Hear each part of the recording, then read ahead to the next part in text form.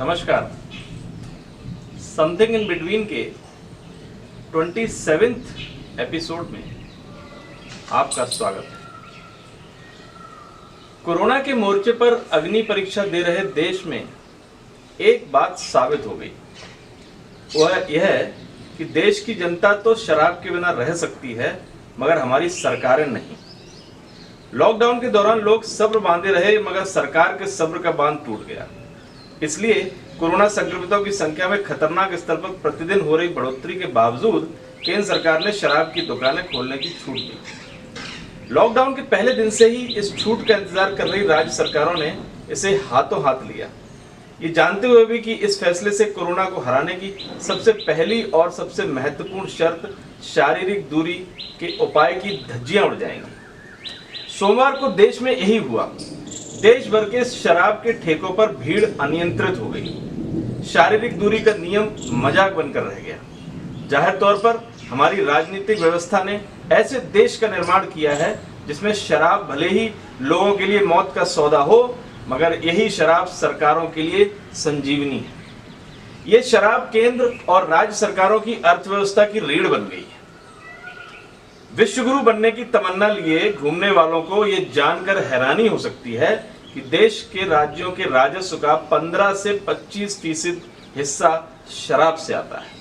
मतलब अगर राज्यों में शराब बिक्री पर रोक लग गई तो ज्यादातर राज्य कंगाल होने की हद तक चले जाएंगे। ऐसे में सवाल उठता है कि आजादी के 7 दशक से भी अधिक समय बीत जाने के बाद हमने कैसा देश बनाया है? क्या हमारे राष्ट्र निर्माताओं ने ऐसे ही राष्ट्र की कल्पना की थी जिसकी अर्थव्यवस्था की रीढ़ उद्योग, शिक्षा, चिकित्सा की जगह शराब ले ले? हम कैसे भारत का निर्माण कर रहे हैं, इस तथ्य से समझिए। शराबबंदी वाले राज्यों को छोड़कर देश के 16 अहम राज्यों का शराब बिक्री से 1.5 लाख करोड़ रुपए का राजस्व इकट्ठा करने का उद्देश्य है। आबादी के लिहाज से देश के सबसे बड़े राज्य ने वर्ष 2018-19 में शराब पर कर के मद में 24,000 करोड़ अर्जित किए।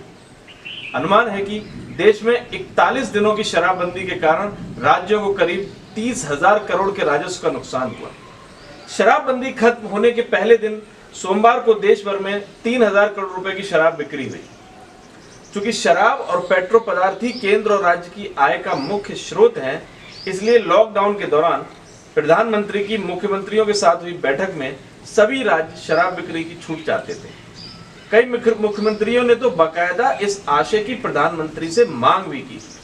कारण सीधा सा है, देश में जीएसटी लागू होने के बाद राज्य सरकारें शराब और पेट्रो पदार्थों पर ही मनमाना कर लगा सकती है। केंद्र के साथ राज्य सरकारों ने शराब बिक्री को राजकोषीय घाटा कम करने का माध्यम बना लिया है। यही कारण है कि सोमवार को शराब बेचने की छूट मिलते ही आंध्र प्रदेश ने शराब पर बंदी कर, हरियाणा सरकार ने कोरोना उपकर लगाया, तो दिल्ली सरकार ने 70% अतिरिक्त कर लगा दिया। इन राज्यों का कहना है कि इससे शराब के ठेकों पर भीड़ घटेगी, मगर इनसे कोई नहीं पूछ रहा कि कोरोना के बढ़ते संक्रमण के बावजूद शराब की दुकान खोलने की जरूरत ही क्या है। सभी टीवी चैनलों पर शराब दुकानों पर उमड़ी भीड़ की खबरें तो दिखाई जा रही हैं, मगर ये सवाल गुम कर दिया गया है कि ऐसी विकट परिस्थिति में शराब बेचने की छूट ही क्यों दी गई। कल्याणकारी राज्य की स्थापना करने वाली राजनीतिक व्यवस्था का दूसरा पहलू देखिए। एक तरफ इस व्यवस्था ने देश को शराब का गुलाम बनाकर रख दिया है, दूसरी तरफ इस व्यवस्था के लिए हाशिए और भुखमरी की कगार पर खड़े आम लोगों के लिए रत्ती भर भी संवेदना नहीं।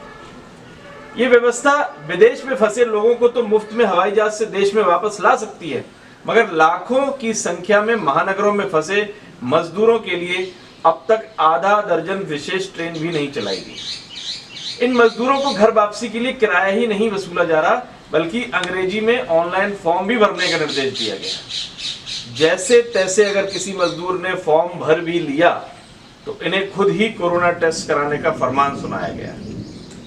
हंगामे के बाद रेलवे ने सोमवार को मासूमियत से कहा कि वह तो मजदूरों से सिर्फ 15% ही किराया ले रहा है।